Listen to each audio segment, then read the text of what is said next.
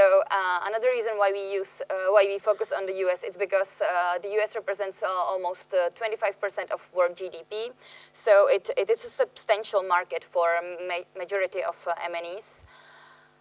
Also, the incentive of US multinational to shift the profit is quite high, as until recently they have one of the highest corporate income tax rate, as you can see on this graph. The United States is the red one.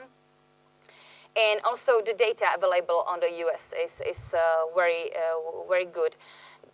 This is the data we use in our analysis. We use basically the foreign direct investment income and foreign direct investment position in 62 different countries. And based on these data, we calculate the profitability of foreign direct investment in each country. These data, as I said, cover 62 countries. The data spans from 1982 to 2017. We also used nominal corporate income tax rates, and we went quite deeply to transfer pricing and anti-avoidance regulations,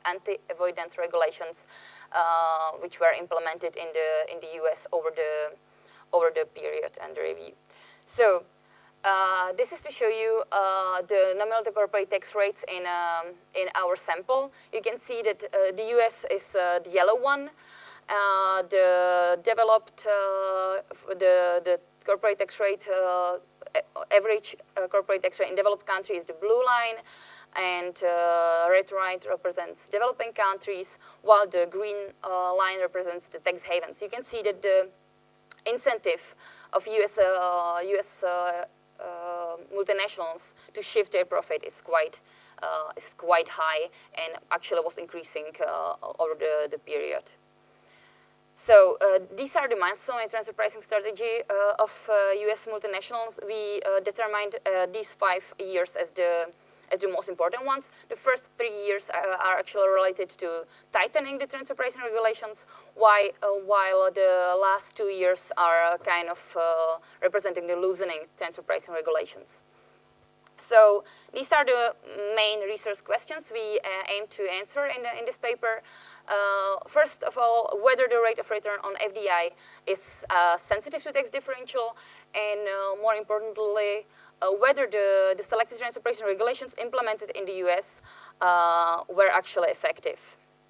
So the methodology we use to answer these questions. Okay, the methodology we use in our paper is based on a so-called Heinz and Rice approach. We adapted the model for testing the impacts of transfer pricing regulations. So the dependent variable is year-on-year difference on the rate of return on FDI, while explanatory variables are tau I is tax differential between the US corporate tax rate and the corporate tax rate in country I, and XIT represents a matrix of control variable, specific country variables. So this is the first graph I'd like to show you. This is the share of US FDI income in tax havens, developed and developing countries. You can see that over the period, the share of FDI income has increased substantially from around 20-25% to reaching over 60% in the last period. And this is actually decomposed the FDI income share in tax havens in a specific tax haven. You can see that the biggest share of US FDI income is in the Netherlands. So just go very quickly through these graphs. This is the rate of return on FDI in tax haven and non-tax havens. The red line represents tax havens, and you can see that the development was kind of similar in these two territories. However, you can see a substantial different higher rate of return on FDI in tax havens. The green lines here represents the regulations which were kind of tightening the framework, while the red one represents the loosening TP regulations. And you can see that actually from this graph, if you look what's happening in tax havens after the green lines, that there were some decreases of rate of return on FDI, while after the red lines you can detect some kind of increase. And this is the main result.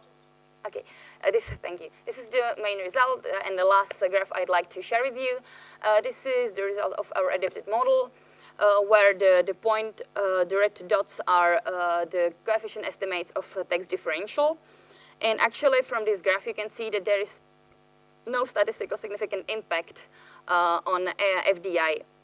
So, based on this graph, we can conclude that actually the transfer pricing regulations we detected as the most important ones do not actually have a significant, statistically significant impact on what's happening in FDI.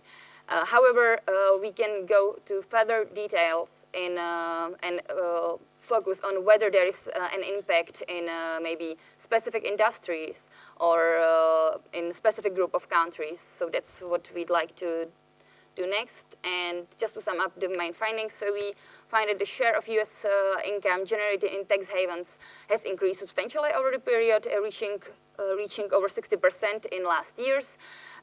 We show that the US multinationals report consistently higher rates of return in tax haven on FDI, and that the impacts of essential changes in transfer pricing framework are kind of ambiguous and do not show to be statistically significant. So thank you, and I'm ready for your questions if you have any. Okay, sorry. Thank you.